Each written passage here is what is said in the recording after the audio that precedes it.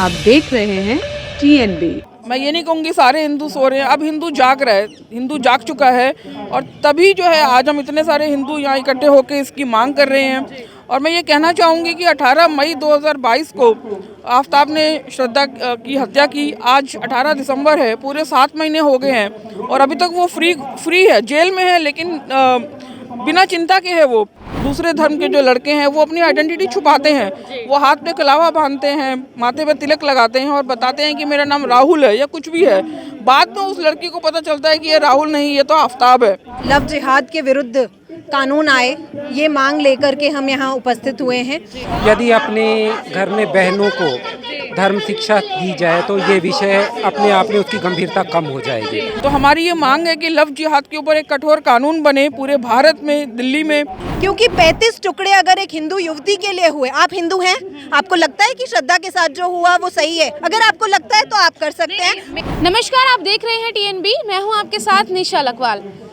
Love जिहाद हमारे देश में काफ़ी समय से ये मुद्दा चलता आ रहा है और इसकी मांग भी काफ़ी समय से जो है वो उठ रही है। लव जिहाद के विरोध में आज एक सख्त कानून बनाने की मांग को लेकर दिल्ली के जंतर मंतर में तमाम लोग यहाँ पर आए हुए हैं और जिनका जो मानना है, जिस तरीके से श्रद्धा मर्डर केस में जो चीज़ें सामने आई हैं, जिस तरीके की चीज़ें लगातार हो रही हैं, एक के बाद एक पन्ने खुल रहे हैं केसेस में और एक के बाद एक चीज़ें जिस तरीके से सामने आ रही हैं, वो हम सबको जो है वो जो केस हुआ है वो उस केस ने पूरे देश को जो है वो झकझोर कर रख दिया है और आज उसी के खिलाफ यहाँ पर मांग की जा रही है और आफ्ताब को फांसी देने की मांग भी यहाँ पर जो है वो की जा रही है। मैम, सबसे पहले आपका नाम जानना चाहूँगी। नमस्कार, मेरा नाम एडवोकेट अमिता सचदेवा जी। मैम, क्या मांग आज आप लोग कर रहे हैं? हम आज जंतर मंतर पर हिंदू राष्ट्र जागृति आंदोलन के लिए इकट्ठे हुए हैं, जिसमें हम ये मांग कर रहे हैं कि ये जो भी आपने भी घटना बताई श्रद्धा वालकर के बारे में, जिसके आफ्ताब ने 35 टुकड़े करे, तो हमारी ये मांग है कि लव जिहाद के ऊपर एक कठोर कानून बने पूरे भारत में, दिल्ली में,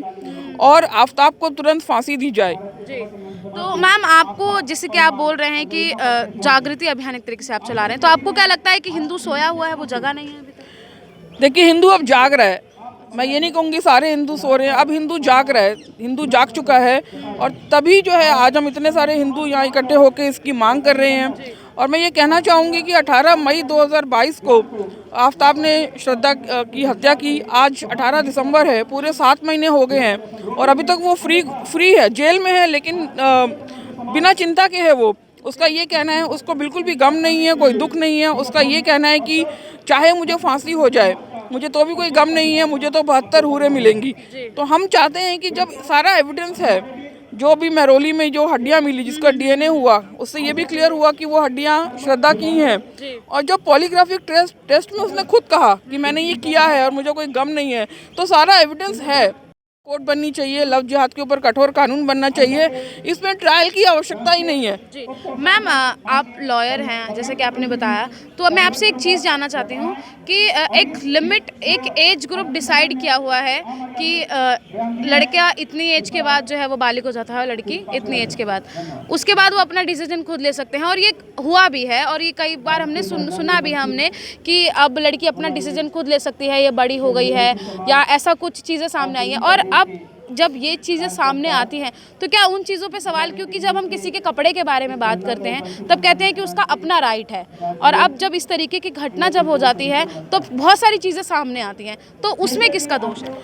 देखिए, सबसे पहले मैं ये कहना चाहूँगी कि हमारी जो हिंदू लड़कियाँ बहनें हैं, उनको अपने धर्म की शिक्षा होनी चाहिए।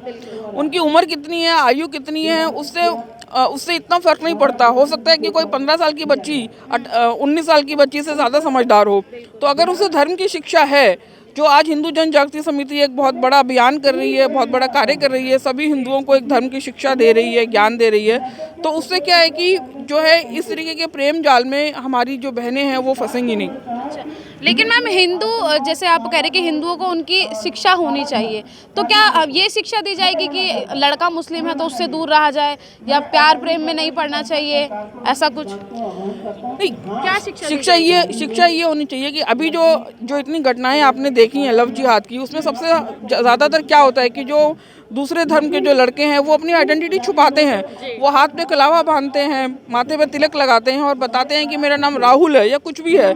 बाद में उस लड़की को पता चलता है कि ये राहुल नहीं, ये तो आफ्ताब है। तो ये जो है ये गलत है, इसके ऊपर एक कठोर कानून आना चाहिए। मैम, हमने देखा है यहाँ पर स्पीच चल रही थी, स्पीच में अंकिता का भी जिक्र हुआ है, श्रद्धा का भी जिक्र हुआ है, लेकिन बिल्किश बानो का जिक्र हमने कहीं नहीं सुना है। उसके लिए क्या कहेंगे? यहाँ पर हम हिंदू राष्ट्र जागृति आंदोलन कर रहे हैं, जिसमें बहुत ही क्लियरली लव जिहाद के विरुद्ध कानून आए, ये मांग लेकर के हम यहाँ उपस्थित हुए हैं। इसलिए हम चाहेंगे कि एक और आफ्ताब जो है वो इस देश में पैदा ना हो।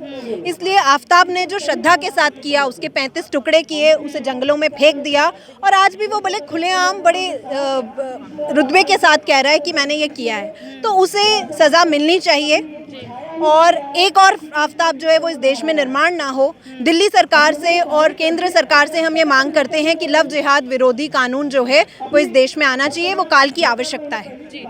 लेकिन मेरा सवाल ये था कि अंकिता का जिक्र हुआ, श्रद्धा का हुआ, लेकिन बिल्किश बानो के जो अंकिता और श्रद्धा के अधिकारों के लिए हम यहाँ खड़े हैं, क्योंकि 35 टुकड़े अगर एक हिंदू युवती के लिए हुए, आप हिंदू हैं, आपको लगता है कि श्रद्धा के साथ जो हुआ वो सही है, अगर आपको लगता है तो आप कर सकते हैं। पर मैं हिंदू हूँ और मुझे लगता है कि जो श्रद्धा के साथ हुआ वो मेरी एक और बहन के साथ नहीं होनी चाहिए। महिला तो महिला होती है ना, महिला तो महिला। हम यहाँ श्रद्धा के राइट्स के लिए खड़े हैं, हम यहाँ अंकिता सिंह के राइट्स के लिए खड़े हैं, और उसी के लिए राष्ट्रीय हिंदू आंदोलन है। अब हम अपना घोषणाओं के साथ आंदोलन कंटिन्यू करेंगे, आप भी प्लीज ज्वाइन करें। Thank you so much. यानी कि अगर मतलब दो महिला हैं वो बराबर हैं और एक महिला की बात नहीं हो रही है, तो सर से जानते हैं। सर, आप बताइए, लव जिहाद का मुद्दा आप उठा रहे हैं, आपने अभी स्पीच भी दी है, तो क्या कहना चाहेंगे? सरकार को क्या कहना चाहिए? आपको लगता है कि सरकार इस पे एक्शन लेगी और ऐसा कोई कानून बनेगा? अभी देखा जा रहा है कि विभिन्न राज्यों में कुछ कानून बनने शुरू हुए हैं, और जब आज यहाँ से आवाज़ उठी है तो ज़रूर है, तभी तो धुआं उठता है। तो ये कानून बनना ही चाहिए और बनेगा भी, लेकिन इसके लिए हम सभी प्रयास कर रहे हैं और अपनी बात लेकिन एक एक सवाल आपसे यही है कि एक के बाद एक घटनाएं सामने आ रही हैं, लव जिहाद के मुद्दे सामने आ रहे हैं, उसके बावजूद भी घटनाएं हो रही हैं, तो कहाँ कमी रह रही है या लोगों तक ये चीज़ क्यों नहीं पहुंच पा रही है? इसमें मुझे लगता है दो बातों पे ध्यान देने की बात है। एक तो धर्म शिक्षा की कमी महत्वपूर्ण है। यदि अपने घर में बहनों को धर्म शिक्षा दी जाए तो ये विषय अपने आप में उसकी गंभीरता कम हो जाएगी। धर्म शिक्षा की कमी ही महत्वपूर्ण कारण माना जा रहा है। यानी कि अगर हिंदू धर्म की जो शिक्षा है वो अगर दी जाएगी तो कहीं ना कहीं धर्म की शिक्षा दी जाए तो इसमें कमी आ सकती है। श्रद्धा वालकर और निकिता तोमर के हत्यारों को फांसी देने की मांग यहाँ से लगातार उठ रही है। अगर आप देखेंगे तो लगभग सभी लोगों ने अपने हाथों में यहाँ पर पोस्टर्स लिए हुए हैं और लव जिहाद तो नहीं, यह जांच की व्यवस्था करे। बहुत सारे ऐसे पोस्टर्स हैं जिसमें लव जिहाद के विरोध एक सख्त कानून बनाने की मांग की जा रही है, लेकिन जो लोग यहाँ पर प्रोटेस्ट कर रहे हैं, जब उनसे सवाल पूछे गए तब कहीं जो है वो सवालों में अटकते हुए नजर आए। क्यों? क्योंकि धर्म को लेकर चीज़ें चल रही हैं, हिंदू धर्म को लेकर यहाँ पर बात हो रही है। अगर हिंदू धर्म की लड़की के साथ कुछ होता है तो उसके लिए आंदोलन किया जाएगा, लेकिन वहीं अगर किसी मुस्लिम महिला के साथ कुछ होता है तो उस पर बोलने को लोग आगे नहीं आए हैं। बात को जो है वो सीधे तौर पर इन लोगों ने नकार दिया है।